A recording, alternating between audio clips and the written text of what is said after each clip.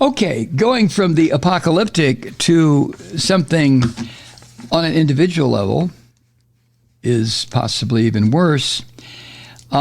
Last Wednesday, the governor of Idaho, Brad Little, who is a Christian fascist, he made his state of Idaho, the first in the United States to restrict interstate travel for abortion care by signing legislation put together by the Christian fascists in the legislature in Idaho that will prevent minors, minors, I guess, I don't know, under 18, under 21, from traveling to obtain an abortion without parental consent. Now, wait a second.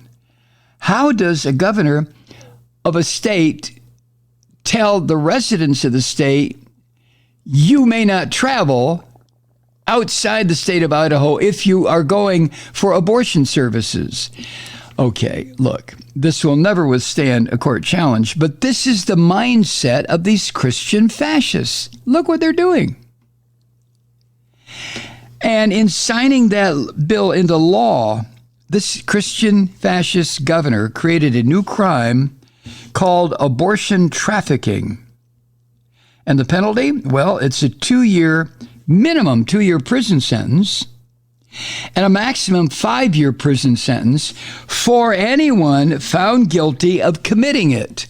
Now, how do you find somebody guilty of committing this crime? Will there be designated exit points from the state of Idaho through which everyone has to pass? And if a woman who appears to be, say, 17 tries to leave the state, will there be gynecologists on hand to give her a quick exam? Spread your legs, honey. We have to take a look. This is insanity. But this is what Christian fascists do. Now, the law that the Christian fascist governor of Idaho, or the bill that he signed into law, defines a perpetrator of abortion trafficking as, quote, an adult who, with the intent to conceal an abortion of a pregnant or unemancipated minor, either procures an abortion or obtains an abortion-inducing drug for the pregnant minor to use for an abortion by recruiting, harboring, or transporting the pregnant minor within this state, commits the crime of abortion trafficking. It shall not be an affirmative defense to a prosecution that the abortion provider or the abortion-inducing drug provided is located in another state. End quote. Right? Do you get that? You have to read it to fully understand it. I had to read it about 3 times. But the idea of invading a woman's reproductive organs by these Christian son of a bitches has now gone from the absurd to the insane. Telling people you cannot leave the state of Idaho to go buy this drug and bring it back here and use it, or go get information about it, or anything. You can't do it. Jesus bleeding Christ. Literally. Wow. Now, this on top of this crazed, fucked up judge down in Texas who last week issued an injunction against the nationwide sale or distribution of the abortion drug. What is it? Mifepristone? I hope I'm pronouncing it right. If that Christian nutcase judge can say that a drug approved 20 years ago by the Food and Drug Administration is no longer available based on his religious bullshit, well, they can say that about any drug. If that holds up. Another judge, federal appeals court, I believe, a judge in Washington State, ruled just the opposite, which means this case now will make it to the Supreme Court.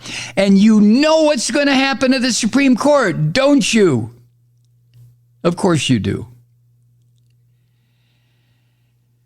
Current law in Idaho bans almost all abortions anyway, which means that this new law will, in practice, impact people traveling within Idaho to assist a pregnant minor in obtaining abortion medication from out of state, and those people who cross state lines to help a minor receive abortion care. So if you buy this drug, mifepristone, say in Boise, Idaho, and you drive across the state to another town in Idaho to provide it to a 17-year-old who desperately needs an abortion, you may go to prison for 5 years.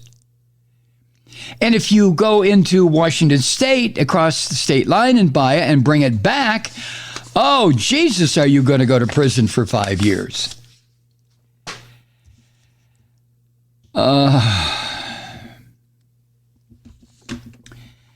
We certainly live in extraordinary times, as Nicole Wallace says at the end of her program on MSNBC every day, huh? Extraordinary indeed. Hi, Truth Seekers. Mike Malloy here. You know, the Progressive Voices Network brings you commercial-free commentary from today's leading progressive radio hosts and pundits, like me, Mike Malloy, 24 hours a day. I'm not your typical old guy from the 80s or the 90s talk radio host, and Progressive Voices is not your typical talk radio network. It's a listener-supported nonprofit with no corporate control whatsoever over our broadcast. So hosts like me, Mike Malloy, are free to rant and scream and carry on about whatever we like. We're often controversial, but we're never boring. Weeknights, 9 p.m. in the East, 6 p.m. in the West on the Progressive Voices Network. Always progressive, always on. I'm Mike Malloy. Keep it lit.